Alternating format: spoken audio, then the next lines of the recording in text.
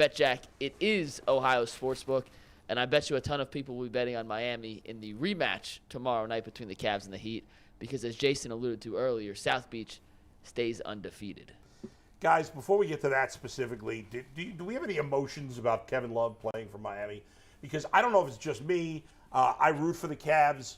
They have become my favorite basketball team because I didn't have a favorite NBA team before I moved here. I was very excited when the Cavs won the championship. The parade is one of the most memorable days of my life. But I wasn't born and raised a Cavs fan, so I'm never going to have that emotion for the team the same way that somebody was. I have zero emotion for Kevin Love. Everybody's like, oh, Kevin, oh, my God. People are, like, crying over him leaving, and it's like, I don't get it. Are they really crying? People are crying. The ladies of Cleveland especially are crying. Is anybody, I know, Jason, you're emotionless. I am a dead soul. Yes. G, are you emotional about Kevin Love and you don't give a rat's ass? Man, no, man. He was out there. First of all, he was looking nasty out there with them gray sleeves underneath, bro. When you got them gray sleeves on the white jerseys, Kevin Love. Do we have a picture of that? Good gracious. He's looking nasty in this jersey. Hey, yeah, he's not, he came out there. He did what he ran from three-point line to three-point line. And the crazy part about it is, oh, that's nasty. Oh, my God. What are you wearing that? That ain't it. That's like one of the dads playing rec ball at Rocky River. He's missing the goggles. He got a corduroy shirt underneath there, bro, a button up. How did I not notice that? That is horrible. By the way, how did they not notice Donovan Mitchell was guarding him on switches? And he got 8 points. The Cavs were like, you know what? Forget it. We'll just have Donovan guard you so he can get as much rest on defense as possible so he can be ready in the fourth quarter. And he could not exploit it. He just couldn't do it. Well, the whole Kevin thing, it was very uncomfortable for the Cavs. Like, internally, it was difficult to navigate, given what he's meant to the organization, the role he's held, and them just not thinking he can play anymore. And him clearly, and he, I mean, we said it on the show. I said it when we reported the story, and he said it yesterday. Yeah. He wants to play. He thinks he can still play. He wants another contract. Like, he's got to play to get another contract. So that's kind of why he wanted out. I think he undersold, given what he said last night. Obviously, I wasn't there, but given some of the comments, I think he undersold how upset he was with the organization. I think there's a lot more hard feelings there. Just how the whole thing went down from the communication, how it all went down to benching him. I think there's a lot of hard feelings, but I don't think it's anything that time won't, like a little time and distance, everything will be fine. But he was not happy when he left here, and I think he kind of downplayed that, and I understand why a little bit last night. Based on what you know, did they handle it poorly? We don't know yet. Like, we have to – I'll tell you what, Dean Wade hasn't played well. No. I don't mean from that perspective in terms of should they or should they have not taken him out of the rotation. Yeah. The way he says the communication was bad. Yeah. Is he being fair? Like, how, as far as you know, I don't know. Was he unfairly treated in terms of how it was communicated? If the team decides they don't want to play him, that's their decision. That's fine. Right. But as a veteran who's done as much, he deserves some good communication. And I don't know the Cavs side of it to that point. Gotcha. I know he feels like it wasn't expressed to him the way that it was going down or the way that it was going to play out. Well, if that's true or not, I don't know. Right. I do think for the most part the Cavs have been very good to him, from the contract to being patient with some of the outbursts and everything else. Like, they ultimately, I think they did right by him, but this was a big gamble. Like, he's a veteran with playoff experience, and to move on from him like that and say you can't play, you're done, and now the guy that they gave the minutes to in Dean Wade, Dean hadn't played very well. No. So there's risk involved here, and if Dean flops in the playoffs, I think we can look back and say, did they make the right decision or not? Right. But we're just not there yet. We just don't have all the information yet. Man, from what I saw Kevin Love give you, the play of the basketball is going to speed up. They're going to ratchet that speed up. And they're not going to be giving you every call either. So a lot of the stuff Kevin Love do well, like take charges, they might not even honor that. Like, hey, bro, you're going to have to stop laying around on the ground all the time and play some defense. Yeah.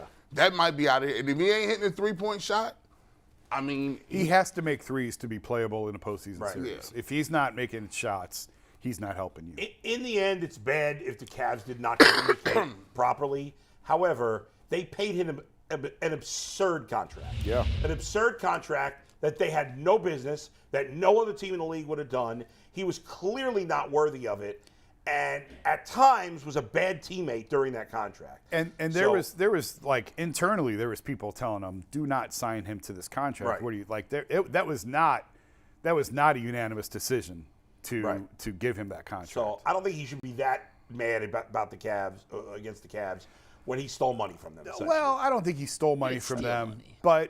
but it certainly didn't go the way I'm saying he stole it. it didn't go the way by it. either side wanted it to go. Certainly. Yeah. And I think he's disappointed in how it ended. I talked to him. We talked about this on the show. I thought he was going to end his career here. Like, that's what he wanted to do. And obviously it didn't work out that way. It happens. In the chat, our fans, I would like to hear from some fans that are emotional. Is there people feeling emotional about Kevin Love? We just put a poll up literally a minute ago saying, were you emotional about Kevin Okay. Love leaving? We'll give you the results. Well, in it a should be little time bit. to end it. It's Like, been a minute. I understand when LeBron leaves, being emotional about that. I think Kevin Love, and I read a story from Chris Manning of Locked On Cavs podcast about how Love really helped people with the mental health side of things, and that was his And that was connection great. and I'm saying that was his connection to a lot of fans more than necessarily the championship he helped bring I to get Cleveland. that. I get that as someone who is, takes medication myself for anxiety. I'll admit that. I don't think I've ever admitted that before, that I take anxiety medication, stress medication, and has used therapy my whole adult life.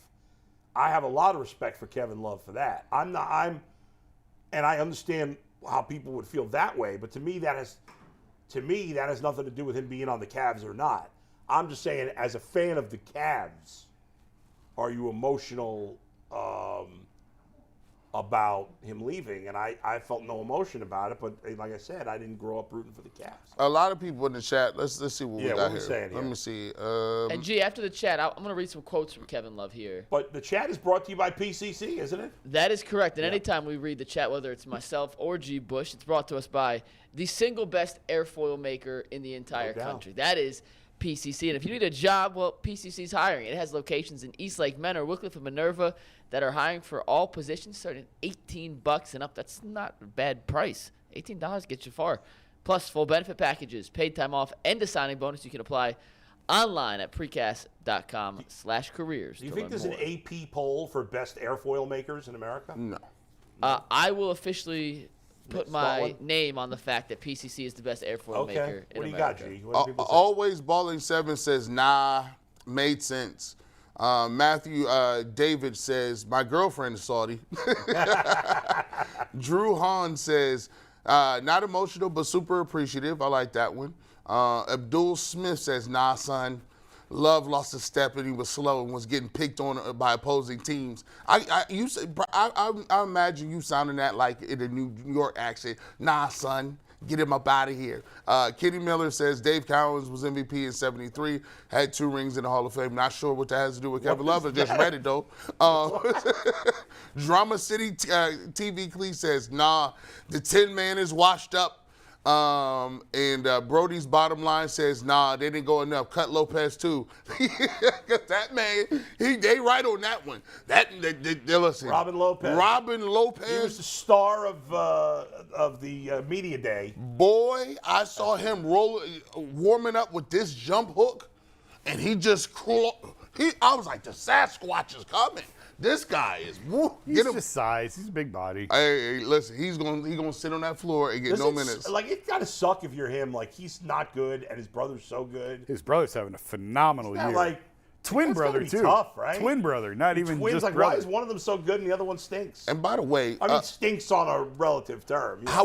let me tell you about this. Hey, Jason, Lawrence Goggin wants to know, how is Dylan Windler always on the mend, and how is he still on the squad? What has he done? Is he actually on the roster right now? Yeah. Yes. He is. For a few more weeks. Oh, my God. This is probably Dylan. Oh, my goodness. This is last year in the Free contract. Dylan Windler. That You guys guy want to hear can't some stay Kevin healthy. Love quotes from yesterday, though, real quick? Sure. Yeah. And Sure. we'll put a wrap on the Kevin Love. We can talk about the game itself Yes. after. But I got 3 quotes I pulled from his Yeah. interview last night. The first, 3 might be pushing it. No? We don't have to react. I'm just saying, we'll move quickly. This was about him asking out. Professionally, it was the hardest thing I ever had to do without question. I go back to Brecksville, and I'm like, we did that. We really did that. That was incredibly hard to do after 8.5 seasons. He lives in Brecksville? No, I think he meant Independence. I think he meant the practice facility. I was like, what's in Brecksville? I was like, they have nothing in Brecksville. He lived in Bracknell, so I don't know what he's talking about. With all the hoity-toits there. Dang, Kevin, you good? You straight? He lived next to Tristan. Him and Tristan were neighbors. Oh. The second quote I pulled was on why he asked to be let go to find another situation, and it's what Jason alluded to. I felt like I could still play, and I know I can still play. Sometimes you have to give yourself up and sacrifice. I wanted to be out there and be part of something bigger than myself. I didn't think it was at the point yet where I was going to just sit there and watch. Oh no, that was the point, dog. Sometimes somebody got to pull you aside and be like, hey, big dog, it's the end of the road. It's that Boys to Men right now for you, bro. It was Boys to Men as well. He was on bended knee too. I don't know why he feels like he is closer to Adonis Haslam than he is any of the other playing guys. Like he's more of a coach type guy. Or I had a coach tell me once, the hardest thing to do is to coach an aging superstar. And you can argue if Kevin was ever a superstar. I think he was. Yeah. But when they're sort of the last to know when it goes, you know what I mean? Sure. And they still think that they are the version that from 5 years ago, 6 years ago. And I'm not saying, I mean, maybe that is Kevin. It certainly looks that way, but he thinks he can still play. He thinks he's going to play next year and beyond. Whether or not he will remains to be seen. But it was interesting to talk to a coach who said, like, it's the hardest thing, man, because they buck against you and they think they can still do what they could, and it's a hard conversation to have. Who do you guys think in what sport do you fall off the quickest? Because I was going to say basketball players. To me, like, you see Gilbert Arenas and he's one of the best in the league, then he's just done. You see like Penny Hardaway or Mario Stoudemire, done. I think you see it in every sport. I don't know what percentage. I mean, I do think Duke and knee jerk. I would say basketball without really spending a lot of time thinking about it. I feel like it happens like for guys when they're good, like they're not even old. Well, I think it's a more gradual decline in baseball. You know what I mean? You go from hitting 290 to 282 to 270 to 2, and your power dips. Guys who go off a cliff. Football guys are out of the NFL in Sean Alexander was MVP 2 years later. He was out of the league. Yeah. Maybe the NBA is the quickest. I think the NFL is just built to churn. Right. You know what I mean? Physical. Like that's just the nature of the business. But basketball, like you could go. What's the dude? Granger. Danny Granger. Danny Granger. Granger was getting 25, and then it was like Granger's hurt. Here's this new guy named Paul George. He's the new Granger. Bye. Yeah. And you're like, where did Granger go? A lot of times in basketball, it's injuries. Yeah. Injuries play a role in it. Like baseball's double the size of the roster. Yeah. And if a veteran is trying to come back, he can play in AAA. Right. They don't really have like like Udonis Haslam and Kevin Love are not going to play in the G League. Right. No. You know. No. So. And Haslam is very rare. Like no other team in the league is giving up a roster spot for a guy who never plays. Right. That's weird. He is definitely a shooter. He is definitely a goon. They hire him to smack the guys around. Like, listen, we're gonna listen closer. Udonis Haslam is what Aditi talks about all the time with Jarvis Landry. He's that veteran in the locker room who holds things together, and that's why Miami is Miami. That's why they are respected the way they are. Speaking of the Heat, how awful are those uniforms, by the way? I think that was probably the city edition. Yeah. That's not their traditional. That's their city. I know that, but those are horrible, aren't they? I wasn't a fan. I'm all into nice colors. No, I don't. No? I don't like how their jersey numbers don't match, right? The jersey numbers on the back look bad, bro. You got one is a pink one. Some of them could be a yellow one. Some of them could be a blue one. It's crazy, bro. Yeah. In terms of the game last night, guys, the Cavs did something in the fourth quarter they've rarely done recently, and that's play defense. I thought they played great defense in the fourth, or maybe it's just that he couldn't score. I thought that was a good win. You know, we talked Tuesday. Nice win, We talked Tuesday, so that's not a good win. The Boston win, I was not impressed with that at all. I didn't think but to go on the road, I like that win. To go to a place where traditionally the Cavs have not had a lot of success in Miami over the last 15 years. I think they lost 21 of 22 there. I mean, I never covered a win in that building. I was on the beat for 10 years. I never covered a Cavs win. Even when they had LeBron, even when they were better.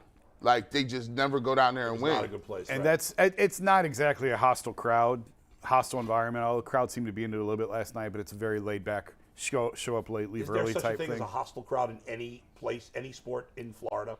In Florida, no. Florida State No. football. Still? Yeah. I mean, they do the chop. They have a Indian guy come out and put a blazing spear in the middle of the field. That's hostile. That's hostile as hell. Yeah, I wasn't really counting college. I was Right. thinking more pros. But it's even not even a good one for like the Miami, the U. They don't got good crowds. No. They're lame. But it was a good win. Well, I guess what stood out to you most from the game for both of you? Defense. I thought, and I don't know why. Maybe we are hard on them because I was going to ask Jason this. When I watch the national guys, the national guys marvel at the way that the Cavs play defense. They're like number 3 in 3 points given up. They're like they don't allow points in the paint. They're number one defensive team overall.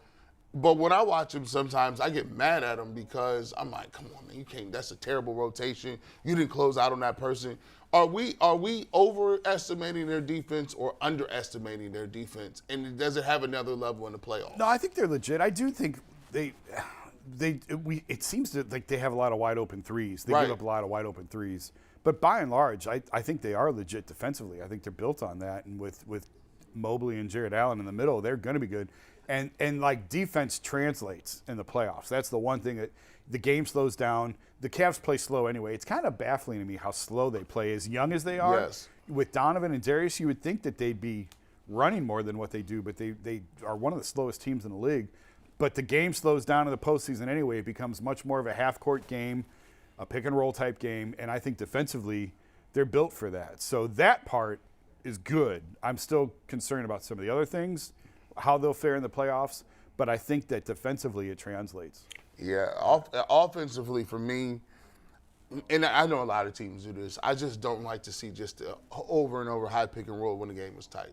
Yeah. Now, granted, it takes really good offensive teams to remove and cut and run regular offense in the last 4 minutes of a tight game. I get that.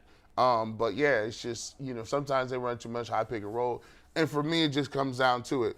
Can Okoro and Stevens hit enough corner threes to make them honest or make them pay enough times to score enough points?